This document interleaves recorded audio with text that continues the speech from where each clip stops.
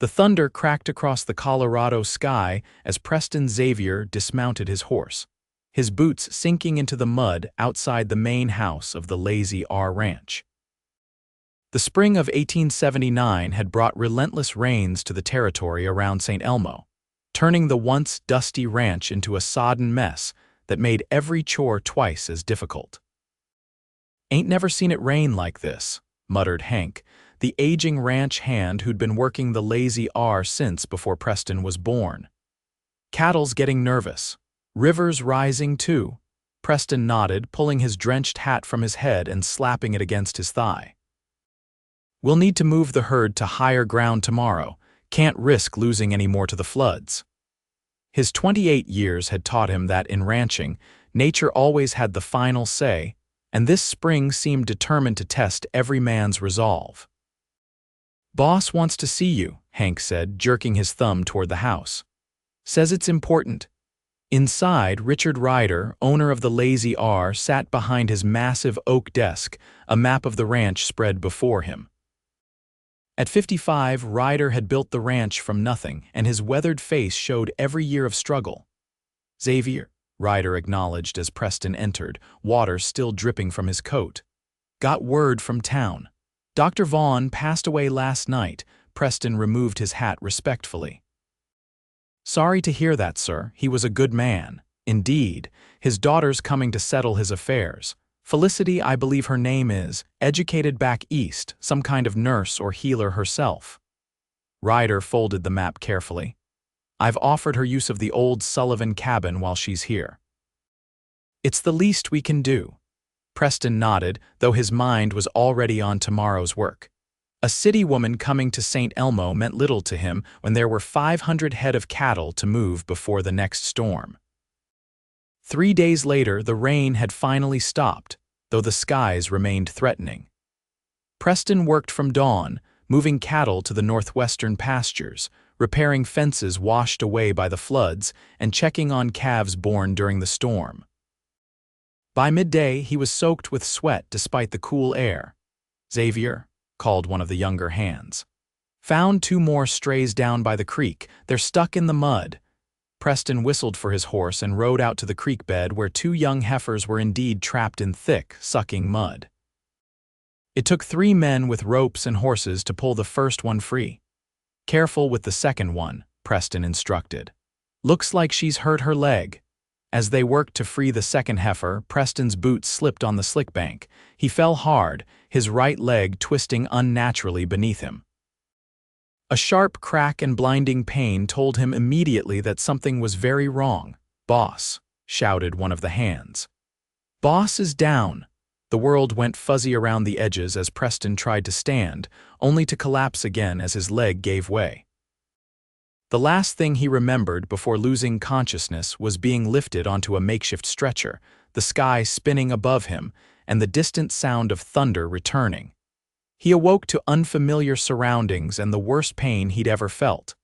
He was in a small cabin, lying on a narrow bed. A fire crackled in the hearth and someone was moving around the room.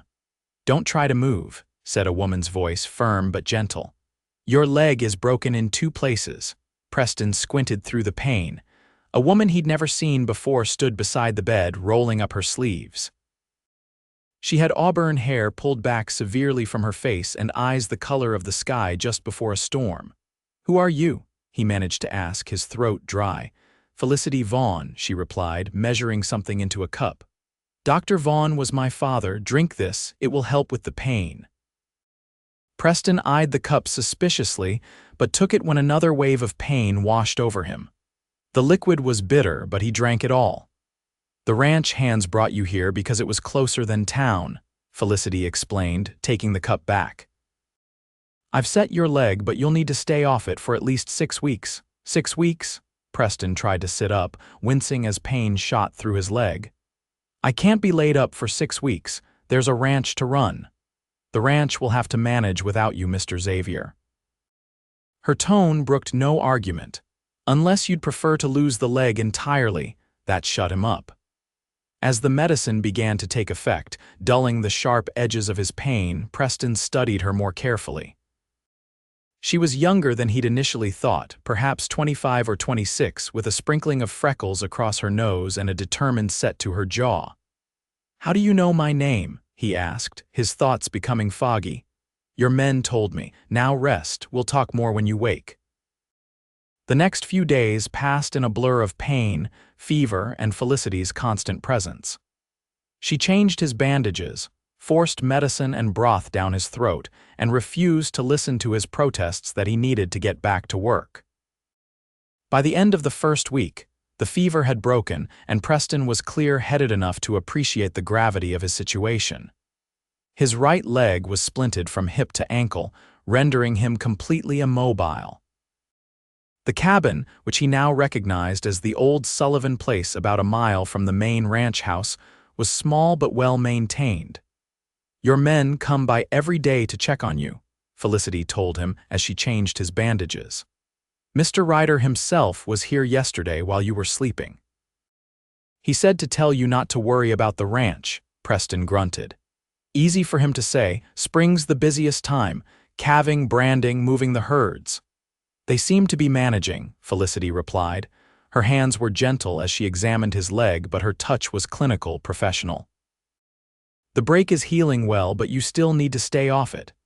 "And what about you?" Preston asked, trying to distract himself from the intimacy of her tending to him. "Don't you have affairs to settle in town?" A shadow crossed her face. "I've been to the house." "There's not much left to do now except decide whether to sell it or." She trailed off, then straightened her shoulders. "In any case, Mr. Ryder has kindly allowed me to stay here until I make my decision, and it seems I'm needed here for the moment." As the days passed, Preston found himself watching Felicity more and more. She moved with purpose, whether preparing meals, changing his bandages, or reading one of the medical journals she'd brought with her. In the evenings, she sometimes read aloud from a novel, her voice clear and expressive. "Were you and your father close?" Preston asked one evening after she'd finished reading a chapter of The Adventures of Tom Sawyer. Felicity marked her place in the book and considered the question. Yes and no, he wanted a son to follow in his footsteps. "When my mother died giving birth to me, he was left with only a daughter, but he taught me everything he knew about medicine, even though he knew no medical school would accept a woman." "Yet you became a healer anyway." She smiled, a rare sight that transformed her serious face. "I became a nurse. I worked at a hospital in Boston for 3 years. Father never approved of my leaving St. Elmo, but he respected my choice. And now you're back." "Now I'm back." The smile faded. "Temporarily." 2 weeks into his convalescence, Preston was going stir-crazy. Used to being outdoors from sunrise to sunset, being confined to a bed was its own special kind of torture. "I need to get out of this bed," he declared one morning as Felicity brought him breakfast. "Your leg is still broken, I know. But unless you want me to lose my mind entirely, I need to sit on something other than this bed." Felicity studied him for a moment, then nodded. "We could try moving you to a chair by the window, but you'll need help." It took considerable effort and more pain than Preston wanted to admit, but with Felicity's support, he managed to hop on his good leg to a chair near the window. The simple act of looking outside, seeing the ranch in the distance and the mountains beyond, lifted his spirits immediately. "Thank you," he said, truly grateful. "I've never been good at sitting still." "So I've gathered," Felicity said dryly. "Your men tell me you're usually the first one up and the last one to bed, that you take on the most dangerous jobs yourself rather than asking the hands to do them." Preston shrugged. "It's my responsibility. Those men depend on me to keep the ranch running so they can feed their families." "And who do you depend on, Mr. Xavier?" The question caught him off guard. "I manage." "Clearly," she said with a pointed look at his splinted leg. Over the next few days, their routine expanded to include time by the window each morning and afternoon. Preston found himself looking forward to these times, not just for the change of scenery, but for the conversations with Felicity. She was well-read, opinionated, and surprisingly funny when she let her guard down. "Tell me about Boston," he asked her one afternoon, watching as she prepared herbs for a poultice. It's nothing like St. Elmo, she said with a small laugh. The buildings are tall and close together. There are so many people that sometimes you can't move through the streets, and it smells different, better or worse, she considered. Different. Less horse manure and more coal smoke. Her hands moved deftly, crushing dried leaves in a mortar. But the hospital where I worked, there were so many new ideas, new treatments. I learned more in 3 years there than I could have in a lifetime here. So why come back at all? Her movements slowed. My father's letters became increasingly urgent. He wasn't well, though he wouldn't admit it. I knew. She swallowed hard. I knew I needed to see him one more time. I'm sorry you didn't make it in time, Preston said quietly. So am I. She looked up, her eyes shining with unshed tears. He died alone. That's what keeps me awake at night. Without thinking, Preston reached out and covered her hand with his own. Her skin was cool and smooth beneath his calloused palm. For a moment they stayed that way, connected by touch and shared understanding of loss. Then Felicity pulled her hand away, all business again. This poultice should help with the inflammation. I'll apply it after I check your splints. As the 3rd week of his convalescence began, Preston noticed changes in both himself and Felicity. He found himself watching the door for her arrival each morning, listening for her footsteps.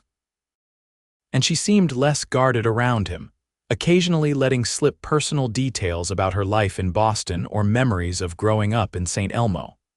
One evening, as a spring storm raged outside the cabin, Felicity sat by the fire, mending one of Preston's shirts. The domesticity of the scene struck him suddenly, how natural it felt to have her there, caring for him, sharing the small space of the cabin. "You're staring, Mr. Xavier," she said without looking up from her sewing. "Preston," he corrected. "After all this time, I think you can call me Preston." She met his gaze then, needle poised mid-stitch. "Preston," she repeated, as if testing the name on her tongue. "And I've been wondering something, Felicity," he continued, emboldened by the sound of his name on her lips. "What are your plans once I'm healed?" Her hands stilled. "I haven't decided. I could sell my father's practice to another doctor if one could be found willing to come to a place like St. Elmo. Or, Preston prompted when she didn't continue, or I could stay and take over his practice myself." She set the mending aside. There would be resistance, of course. A woman doctor isn't widely accepted even in cities like Boston, in a place like this. "People here respect capability above all," Preston said. "Your father was respected because he saved lives, not because he was a man." "That's a rather progressive view for a cowboy," she said with a small smile. "I'm the foreman," he corrected with mock severity. "And I've seen too many good men die from injuries that might have been treatable with proper care. If you have the skill to save lives, I don't care if you're a woman, a child, or a trained monkey." Her laughter filled the cabin, bright and unexpected. "I assure you I'm more qualified than a trained monkey." "I've noticed," Preston said softly. The air between them seemed to change, charged with something neither of them was ready to name. Felicity rose abruptly. "It's late. You should rest. We'll try having you walk a little tomorrow with crutches." The next day brought sunshine after the storm, and, true to her word, Felicity arrived with a pair of crutches fashioned by the ranch's carpenter. "These should help you move around a bit more," she explained, showing him how to position them under his arms. "But don't put weight on that leg yet. The bone is still healing." With her support, Preston managed to stand and take a few halting steps around the cabin. The freedom, limited though it was, lifted his spirits immeasurably. "Could we go outside?" he asked, hopeful. Felicity hesitated, then nodded. "Just to the porch." And only for a few minutes. The air outside was sweet with the scent of wildflowers and damp earth. Preston breathed deeply, savoring the feeling of sunlight on his face after weeks indoors. "I've missed this," he said, carefully lowering himself onto a chair on the porch. "Being outside. Feeling useful. Being injured doesn't make you useless," Felicity said, sitting beside him. "It makes you human." Preston turned to look at her, struck by how the sunlight caught in her auburn hair, creating glints of gold and copper. I'm not very good at being just human, he admitted. I've always defined myself by what I can do, what I can accomplish. Perhaps that's why this happened, she suggested. To remind you that your worth isn't measured solely by your labor. Is that what you believe? That this was some kind of divine lesson? She shook her head.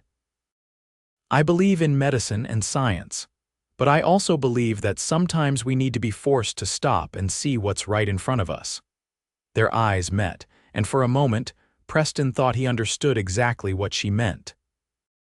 But then the sound of approaching horses broke the spell, and Felicity stood quickly. That will be Mr. Ryder and the men, she said, smoothing her skirt. They mentioned they would visit today.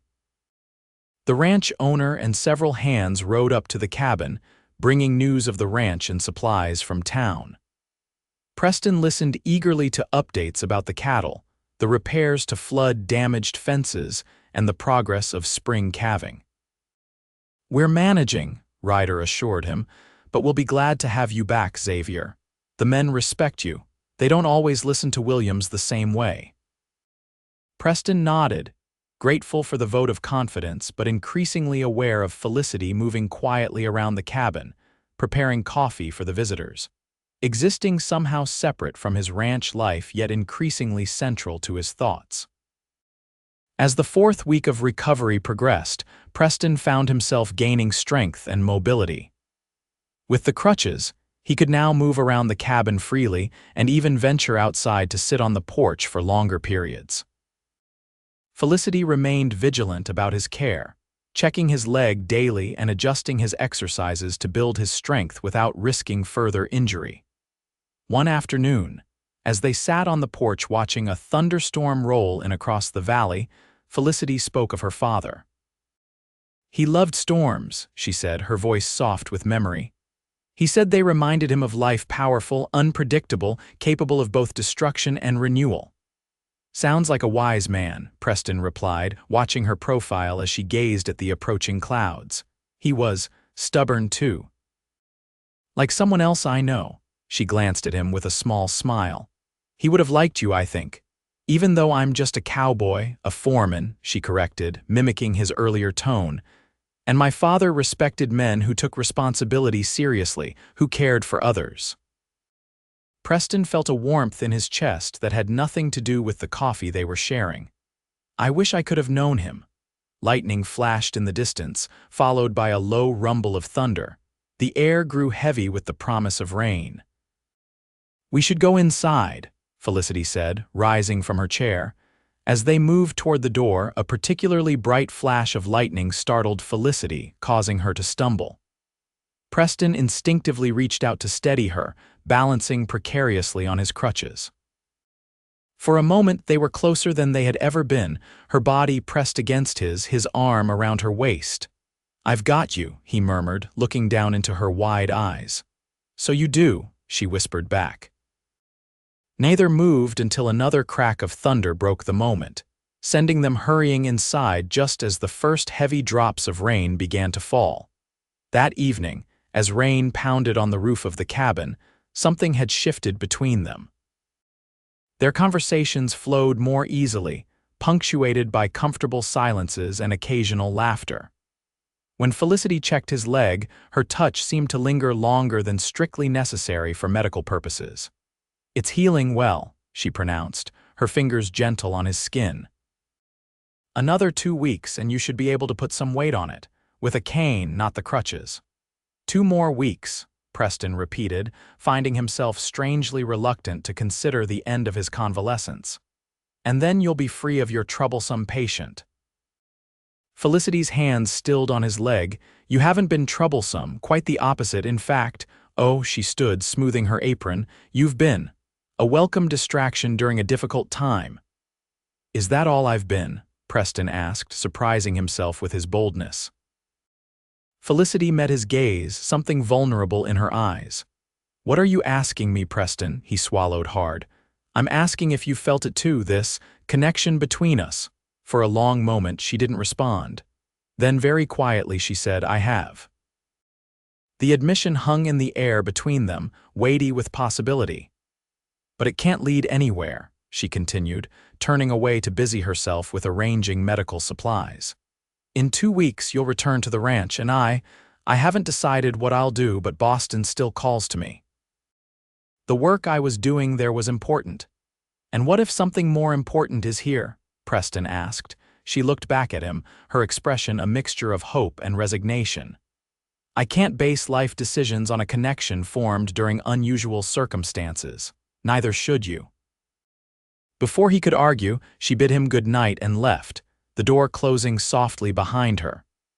Preston lay awake for hours, listening to the rain and thinking about the woman who had somehow become essential to him in just a few short weeks. The next morning brought clear skies and a more reserved Felicity. She was professional as she checked his leg and helped him with his exercises, but the easy camaraderie of the previous evening seemed to have vanished. Preston respected her boundaries, though every fiber of his being wanted to continue their conversation from the night before. Days passed in this new, more formal dynamic. Preston continued to improve physically, growing stronger and more mobile with each passing day. But the emotional distance Felicity maintained left him feeling hollow in a way he'd never experienced before. One afternoon, nearly 5 weeks after his accident, Preston was sitting on the porch when he heard the sound of a wagon approaching. To his surprise, it wasn't anyone from the ranch but Mayor Thompson from St. Elmo. Mr. Xavier, the mayor greeted him, tipping his hat.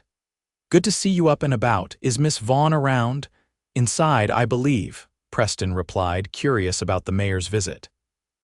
Felicity emerged from the cabin, wiping her hands on her apron. Mayor Thompson, this is unexpected. Miss Vaughn, the mayor said, climbing down from his wagon. I've come on a matter of some importance. May we speak privately? Felicity glanced at Preston, then back to the mayor. Anything you have to say can be said in front of Mr. Xavier. He's aware of my situation. The mayor shifted uncomfortably. Very well.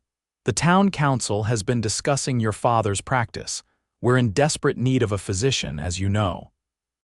We've put out inquiries, but so far, no qualified doctor is willing to relocate to a town as small as St. Elmo.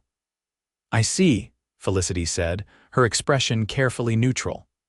Some of the council members have suggested that perhaps, given your medical training, you might consider. The mayor trailed off, clearly uncomfortable.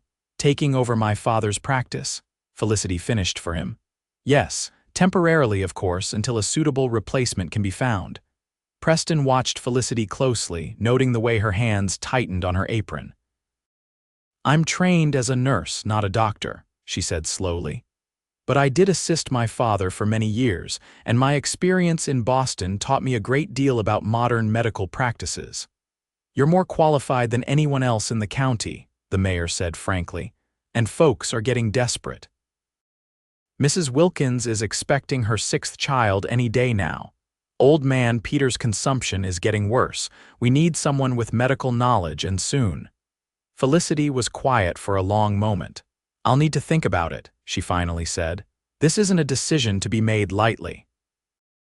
The mayor nodded, clearly relieved she hadn't outright refused. Of course, but don't think too long, people are suffering. After the mayor left, Felicity remained on the porch, her gaze fixed on the distant mountains. What are you thinking? Preston asked softly. I'm thinking about responsibility, she replied. About duty versus desire, about the paths we choose and those that choose us. Do you want to stay, to take over your father's practice? She turned to him, conflict evident in her eyes. A part of me does. These are my people. This is where I grew up, and there's a real need here that I could fill. But Boston offered opportunities I could never have here. Respect as a medical professional, access to the latest treatments and technologies. She paused. And I fear that if I stay, I'll always be seen as just Dr. Vaughn's daughter trying to fill shoes too big for her. Preston considered her words carefully. Perhaps at first. But you would earn their respect through your work, just as you've earned mine through your care these past weeks. She smiled sadly. You're kind to say so. It's not kindness, Felicity, it's truth. He reached for her hand, relieved when she didn't pull away. And for what it's worth, I hope you stay, not just for the town's sake. Their eyes met, and the connection between them that had been carefully ignored flared to life once more. "Preston," she began, but whatever she was about to say was interrupted by the arrival of ranch hands bringing supplies. The next few days passed in a state of heightened awareness. Every glance, every accidental touch, seemed charged with meaning. Preston could feel his time in the cabin drawing to a close as his leg continued to heal. Soon, he would return to the ranch to his duties as foreman. And Felicity would make her decision about whether to stay in St. Elmo or return to Boston. 6 weeks to the day after his accident, Felicity declared him ready to try walking without crutches, using only a cane for support. "Go slowly," she instructed, standing close as he took his first tentative steps. "Don't put too much weight on it yet." Preston concentrated on his movements, conscious of Felicity's proximity, of her hand hovering near his elbow, ready to catch him if he faltered. The leg ached, but it held his weight, one step, then another. "You're doing wonderfully," Felicity encouraged, her face alight with professional satisfaction. Preston took a few more steps, then turned back toward her, using the opportunity to close the distance between them. "Thanks to you," he said softly. She blushed, averting her eyes. "I merely set the bone, your body did the healing." "No," Preston shook his head. "It was more than that. You cared for me when I was at my most vulnerable. You challenged me. You made me see things differently." Felicity looked up at him then, her expression open and unguarded. "As you did for me. When I arrived in St. Elmo, I was grieving, confused about my future. These weeks with you have brought clarity in unexpected ways." "What kind of clarity?" Preston asked, hardly daring to hope. Before she could answer, a knock at the door announced the arrival of Richard Ryder. "Xavier," the ranch owner said, taking in the scene with shrewd eyes. "Good to see you on your feet. When can I expect you back at the ranch?" Preston glanced at Felicity, who nodded slightly. "I should be able to return to light duties by the end of the week, sir." "Excellent. Things have been running smoothly enough, but the men miss your leadership." Ryder turned to Felicity. "Miss Vaughn, the town's been buzzing about the mayor's visit. Will you be staying on as our doctor?" Felicity straightened her shoulders. "I've decided to accept the position temporarily, Mr. Ryder, at least until the town can find a permanent replacement." "Glad to hear it. St. Elmo needs a healer, even a temporary one." Ryder looked between them, a knowing gleam in his eye. "Well, I'll leave you to your recovery, Xavier. Miss Vaughn." After Ryder left, Preston turned to Felicity. "Temporarily?" he questioned. She met his gaze steadily. "I need to be practical. The town needs a doctor now, and I can fill that role for a time. But I haven't given up on my aspirations in Boston." "I understand," Preston said, though disappointment coursed through him. "Do you?" she asked softly. "Because I'm not sure I do. These weeks with you have shown me that there are different kinds of fulfillment. Different ways to make a difference." Preston took a careful step toward her, then another. "Felicity, I know we've known each other only a short time, and I know you have dreams beyond St. Elmo, but I've never felt about anyone the way I feel about you." Her eyes widened. "Preston, let me finish," he said gently. "I'm not asking you to give up your dreams, I would never do that, but I am asking you to consider whether those dreams might have room for something else, someone else." Felicity's eyes filled with tears. "I've been fighting my feelings for you because I thought they were incompatible with the life I'd planned, but these past few days I've realized something." "What's that?" Preston asked, his heart hammering in his chest. "That plans can change. That sometimes life gives you something unexpected and wonderful, and the true folly would be to reject it out of stubborn adherence to a path chosen before you knew all the possibilities." Preston reached for her hand, drawing her closer. "Are you saying what I think you're saying?" "I'm saying that I care for you, Preston Xavier. More than I thought possible in such a short time, and while I don't know exactly what the future holds, I know I want to explore it with you beside me."